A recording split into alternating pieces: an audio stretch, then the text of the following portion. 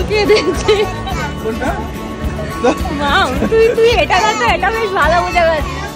এই দেখলো ক্যান্ডি যায়নি, অমনি বলছে তাহলে এটা। বৃষ্টি তখন খুব কাটছিল, তো চোখের দিয়ে জল বেরোচ্ছে কেন বলছে আমি প্রচুর জল খেয়েছি তো তাই চোখ ফুটে জল বেরোচ্ছে। হ্যাপি আর কেন করবি? হয়ে গেছে তো, এই তো খোলাই আছে। আমারটা আবার খেয়ে নিলে কেন?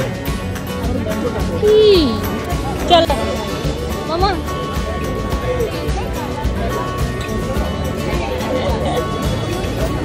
হয়েছে চলো। কেন করো ওরটা নিয়ে নে,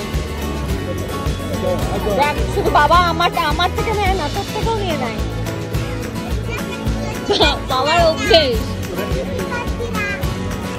ওরা মুখে দাও, মুখে দাও।